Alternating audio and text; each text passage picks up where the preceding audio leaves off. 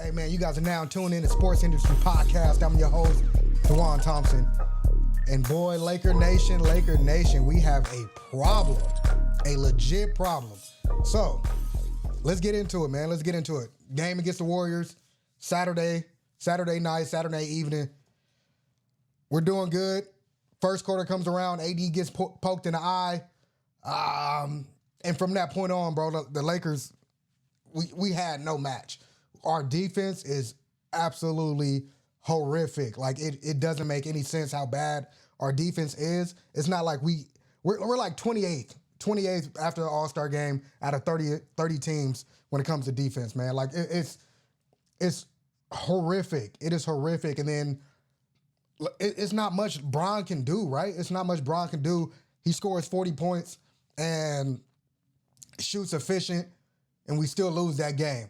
So it's really kind of frustrating, heartbreaking in a way. But I think Laker Nation, we need to kind of temper down those expectations, right?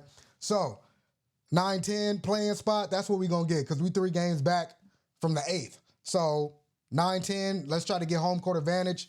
Warriors have like a little bit above us when it comes to percentage points for home court for the 9-10 matchup in the play-in.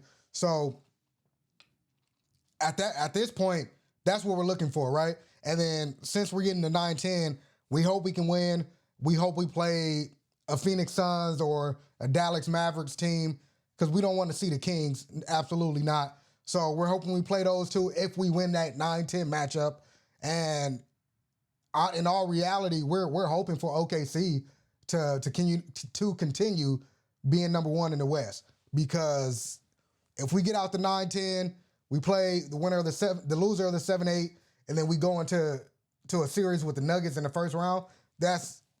You want to talk about back-to-back sweeps? That's what's going to happen if we got the Nuggets in the first round. So, I mean, am I a little worried? Absolutely, man, absolutely.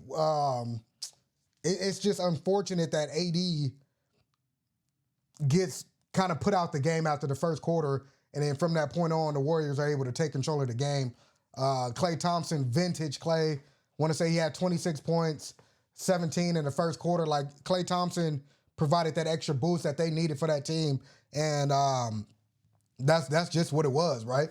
And so, like I said, honestly, bro, we're a play-in team. Like, there's no way we're getting that 6th spot. No way, unless teams just start plummeting, and then we up our defense a little bit more. Because in all reality, we're scoring, right? We're scoring with these teams, but we're giving up 128, 130. Like, bro, we have to be better on the defensive side of the ball, and we're not.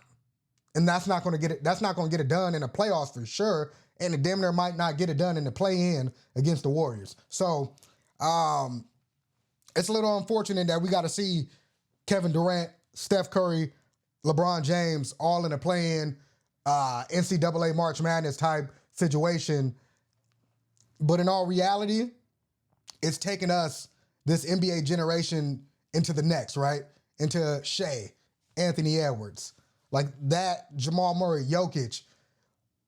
Without LeBron, Steph, and KD, it's gonna be a tough watch.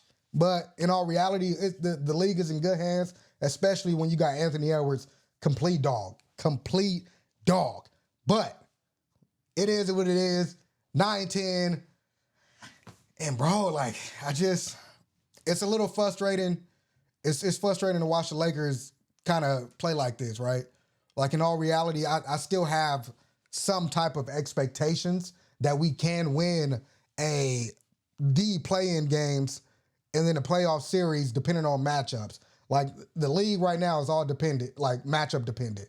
So we're very good against the OKC Thunder, who is the number 1 team in the West, but then we suck when it comes to the number, I want to say 7th or 6th team in the West, in the Sacramento Kings.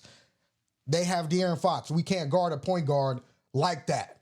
We can't. And then Domantas Sabonis is a big that Anthony Davis that he cannot handle. So that matchup is awful for us.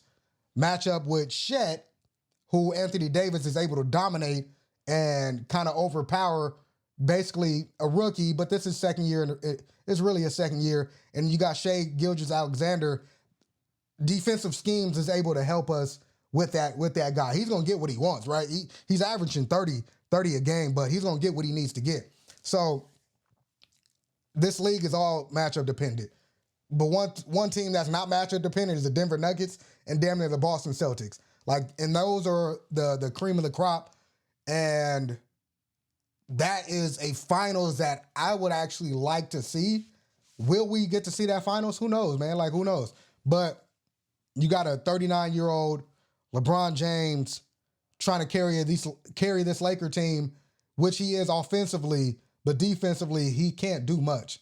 Like, like when you get to this age and it's your 21st season, you have to, kind of conserve that energy on what side of the ball. And it's pretty fucking apparent on what side of the ball LeBron is really conserving that energy from spurts, right? Because sometimes he's good. He's really good defensively, and other times he is fucking awful. He is ball watching. He doesn't get back on defense after a turnover, after a missed layup. Like, it's bad to see, but you understand in a way as a Laker fan, or sometimes you just don't understand as a Laker fan. So it's like a give and go basically.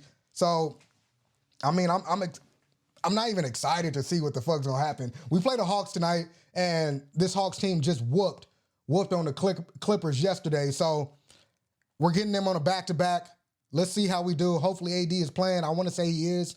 Hopefully Bron and everybody is playing, because in all reality, we got 14 games left to show what the hell we can do and to improve our defense. We have 14 games left to improve our defense.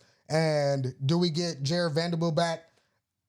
I don't think we do until the play-in game or playoffs, because I don't know, I heard this on First Take. They're saying like 3 weeks, that's when Vanderbilt is going to get back. So he's a huge loss to this team, man. We were really rolling, especially when LeBron and AD didn't play in that Boston series, and we won. Now, his energy was very infectious. That game, he got hurt, but he brings a certain energy on that side of the ball that we absolutely need.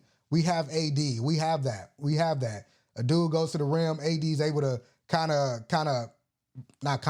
he's able to block that shot and negate the fact that we can't play on-ball defense. But then when we have Jared Vanderbilt on that guy, on a De'Aaron Fox, on a Shai Gilgeous-Alexander, it's nice, right? Because he's very long, very active, very athletic. And then say he does get beat, you do got Anthony Davis on the back end. So, I mean, Jared Vanderbilt is a huge piece that we're missing defensively.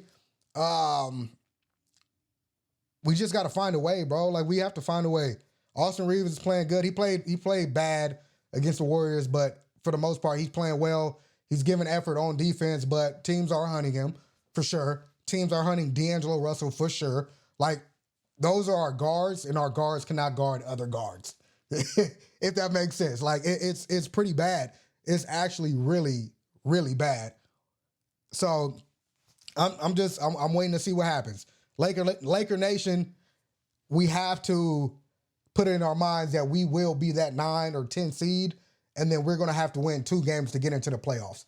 That is what it is. We're 3 games back from the 8th, and I don't see a team like Phoenix plummeting. I know KD's had some bad games. I don't see a team like that plummeting. Dallas seems like they're on a upward trajectory.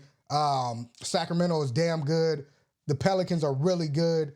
I feel like I'm missing somebody in that, but I don't see those teams really doing that bad from this point on, right? I haven't looked at the schedules, but in all reality, looking at the teams, looking at a Kyrie, Luka Doncic with 2 bigs and Gafford and Derek Lively, like, I don't see that happening. I don't see De'Aaron Fox, Domantas Sabonis with the Malik Monk coming off the bench, Harrison Barnes providing really good minutes in the starting lineup. I don't see that happening. I really don't.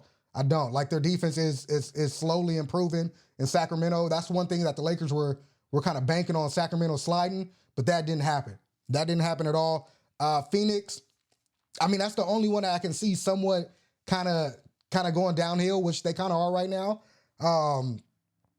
That's the only team that I can see. But in all reality, I still believe in Devin Booker and Bradley Beal and Kevin Durant. They're finally starting to play together, but that defense, their defense is not that good. But that's the only team that I can see. But in all reality, you got so much offensive firepower that it kind of negates how bad you play on defense when you play certain teams, right? So, because they beat a Nugget squad without Devin Booker. So let's be honest, bro. I don't see the Phoenix Suns plummeting like that. So, Lakers, it's March Madness time, man. Get your feet up, get your feet wet these next 14 games, and go into it with a mindset that you will have to win 2 games to even get into the playoffs. And we're going to see what D'Angelo Russell is all about. We're going to see what Austin Reeves is all about. Like, D'Angelo Russell, this is his time to show that the Lakers, like, we need him. We absolutely need D'Angelo Russell. When he puts the ball in the basket, we are a different team. When he doesn't, it is awful. Like, the Lakers' offense is so bad. Like, so, I mean, let's see. Let's see what happens, man. And that's all I got right now, man. Hawks tonight, we should be able to win this game. But like I said, they whooped on the Clippers yesterday. They're coming off a back-to-back. But let's see, man. And that's all. That's all for me. Let's go Lakers, beat the Hawks. And that's it. Thank you guys for tuning in to Sports Industry Podcast.